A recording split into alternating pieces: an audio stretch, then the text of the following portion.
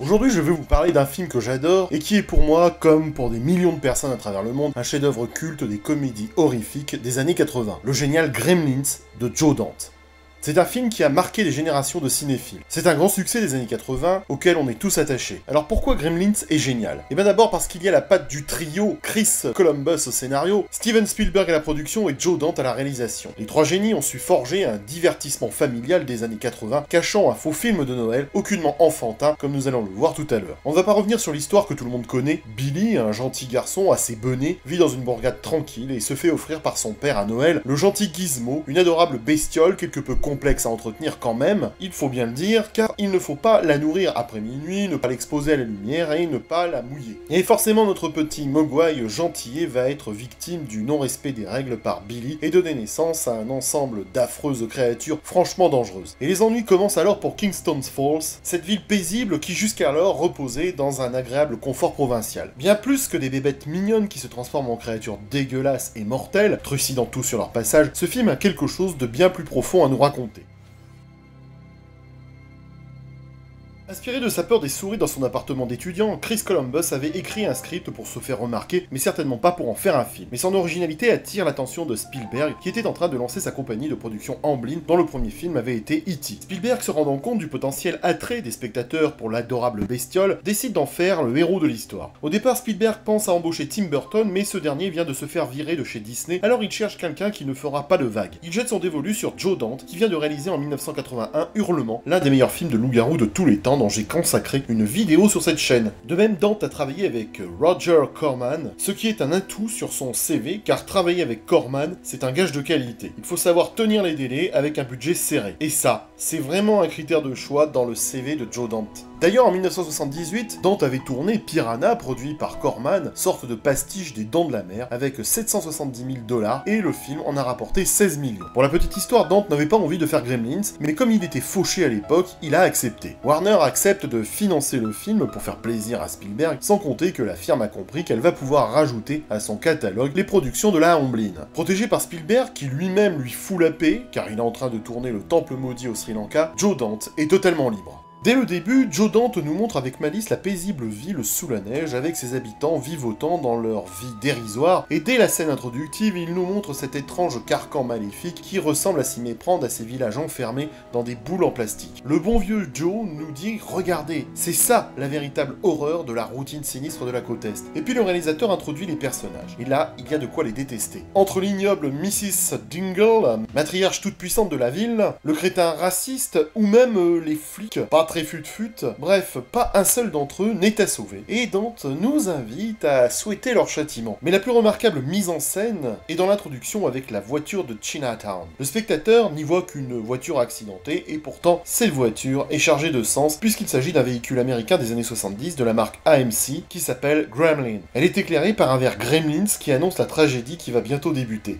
Ça, c'est génial. Anodin, mais génial. Côté film d'horreur, l'intrigue épouvantable et jouissive, car elle est progressive. Joe Dante maîtrise les codes du film d'horreur, et il les applique ici avec une bonne dose d'ironie. À commencer par la genèse des Gremlins, qui est ainsi délibérément lente, du cocon jusqu'à l'éclosion, du premier meurtre jusqu'au déchaînement de violence. Ce procédé hyper efficace, couplé à un humour omniprésent, donne à l'épouvantable un point d'orgue à plusieurs moments, notamment la scène culte de la bataille dans la cuisine. Le reste du temps, la tension est hors champ. Bref, voilà un film qui joue sur la cruauté, plus que sur le gore et le sang, et cela rend cette mise en scène très intelligente.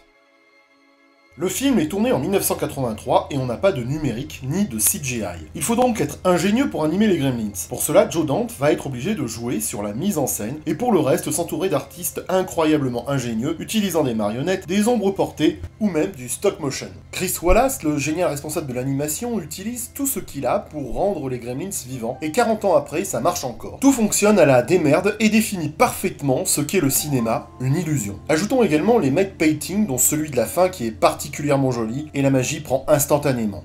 C'est certainement au conte que ce classique des films d'horreur acidulés 80s emprunte l'essentiel de son propos comme de sa forme. D'ailleurs, le début du film commence comme un film enfantin avec une voix off, comme dans tous les bons contes qui se respectent. La morale de l'histoire nous rappelle combien nos passions irraisonnées, alimentées par notre désir de consommation, sont dangereuses. La catastrophe vient de l'envie de posséder quelque chose. Le père du héros perd toute raison devant la seule vision de cette mignonne petite peluche qui lui inspire une envie de possession défiant toute rationalité. Son envie n'est même pas freinée par la multiplication d'interdits frappant le mogwai. Un tel conflit entre désir et interdit inscrit bien évidemment Gremlins dans la lignée la plus traditionnelle du conte. Il y a également un autre héritage à travers la figure de Madame Diggle, vieille grippe-sous acariâtre qui déteste l'esprit de Noël par sa cruauté avaricieuse, et ceci n'est pas sans nous rappeler la figure du Scrooge de Charles Dickens dans son fameux Chant de Noël.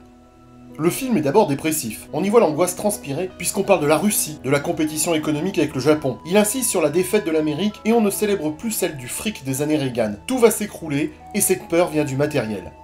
Le film est aussi subversif. Les Gremlins sont des petites bêtes qui se transforment en monstres à cause de leur appétit consumériste. Ils mangent trop, et cet appétit matériel est à l'origine de leur monstruosité. Les Gremlins sont en fait notre inconscient. C'est bien nous la menace, et pas des monstres sortis de nulle part. C'est ce vers quoi on tend dans les années 80, et ça gêne le spectateur qui regarde ce film censé idéaliser la célébration ultime de la société occidentale et consumériste. Dante montre que, contrairement à la magie de cette célébration de Noël, on a affaire à une société au bord de l'explosion et de l'indigestion, car elle est trop affamée. Nos faims nous transforment en monstres, et ces Gremlins ne diffèrent guère de ces Américains bien tranquilles à qui ils apportent la destruction.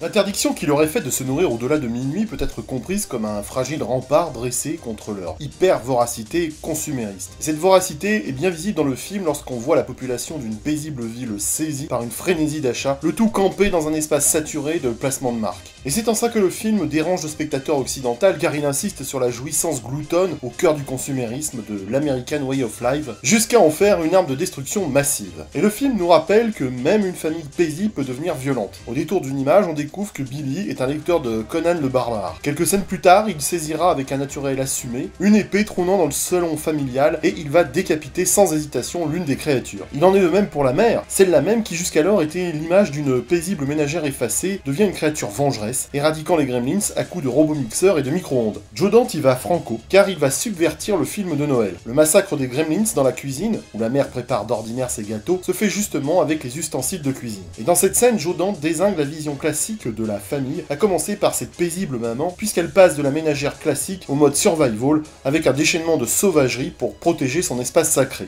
On ne peut aussi que se réjouir de l'exécution sauvage de Mrs. Dingle, et Joe Dante nous rappelle que les Gremlins ne respectent rien, ni les vieux, ni les traditions ringardes. Gremlins a choqué aussi parce que les spectateurs pensaient aller voir un film de Noël tout gentillé. Mais Joe Dante dézingue aussi Noël et sa tradition empesée, pour ne pas dire poussiéreuse. Il n'hésite pas à faire massacrer un Père Noël devenu une cible privilégiée pour les Gremlins, sans oublier la scène de l'atroce histoire de Kate, la copine de Billy, expliquant comment la cheminée devient un tombeau pour son père. En effet, elle raconte comment son paternel pourrit dans la cheminée, car il voulait se faire passer pour le Père Noël en passant par cette même cheminée. C'est à la fois tragique et ridicule, et caractéristique de l'esprit du film. La joie et la tradition en prennent un sacré coup. Pour Dante, cette célébration est fausse. C'est un artifice qui cache quelque chose de purulent. Et ce n'est pas pour rien que le réalisateur montre des extraits du film de Frank Capra, réalisateur de fiction idéalisé de la banlieue américaine, censé montrer un modèle. Capra montrait toujours cette façon optimiste à travers des villes chaleureuses et tranquilles. Et le malicieux Dante reprend tout cela pour duper le spectateur au début, en lui faisant croire qu'on est dans un bourg tranquille d'un film de Noël où tout va bien se passer. Et c'est génial, car il fait un autre film de Noël, et le spectateur est pris au piège.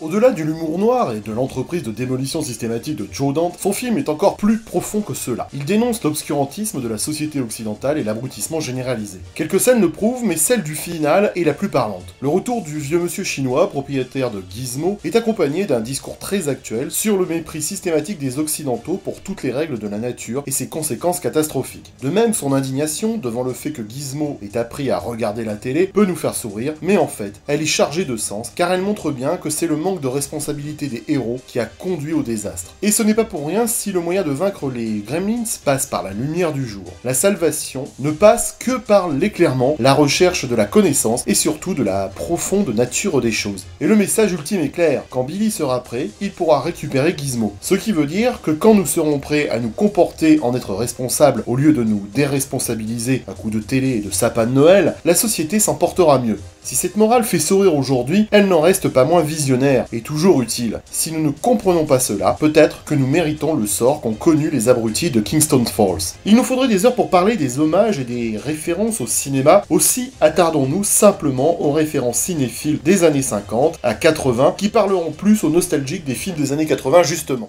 Il y a forcément un hommage à l'invasion des profanateurs de sépulture de Don Siegel que l'on voit à la télé mais aussi avec les Cos au début. C'est également un hommage à Hitchcock et à son Psychose quand la maman de Billy agite son couteau pour massacrer les Gremlins. Les références sont nombreuses, mais on ne pourrait terminer ce tour rapide des années 60 sans évoquer l'apparition du robot Robbie de la planète interdite.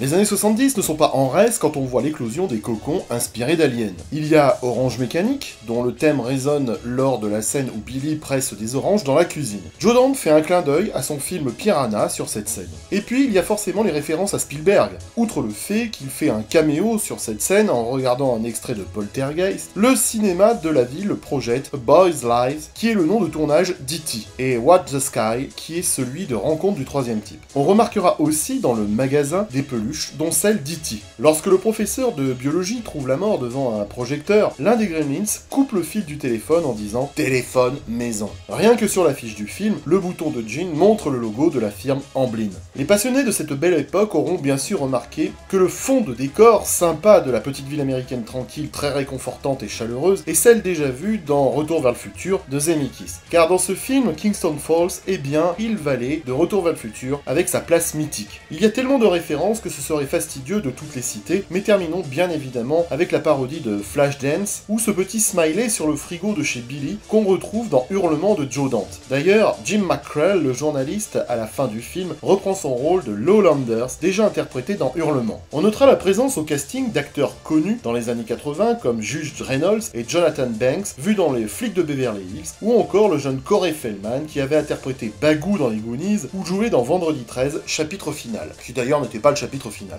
Mise en scène géniale, lumière magnifique, acteur en surjeu et totalement justifié par le ton de ce film, Gremlins réunit accomplissement technique et œuvre intelligente qui par son message a dérangé, pas pour sa violence, mais pour sa cruauté, et cela a entraîné la création du PG-13 pour la petite histoire, car les parents qui avaient amené leurs gosses voir un film de Noël ont été quelque peu outrés par la violence de ce film. Et ce dernier fut une épine dans le pied de la Warner qui a été frileuse pour exploiter cette franchise à partir d'un film aussi sombre et méchant. Souvent imité de façon peu inspirée, comme dans les Ghoulies, Critters ou même Troll 2, Gremlins reste la référence car elle a survécu au temps, contrairement à ses imitations. Gremlins, et ses 36 ans d'existence, est encore plus actuelle qu'au moment de sa sortie. Mais on pourrait se demander si la magistrale leçon de Joe Dante a été comprise. L'exercice critique qu'elle constitue n'a guère été profitable visiblement. En tout cas, le succès présidentiel d'un président américain, certes plus orangé que verdâtre, a démontré que non. Libre de droit,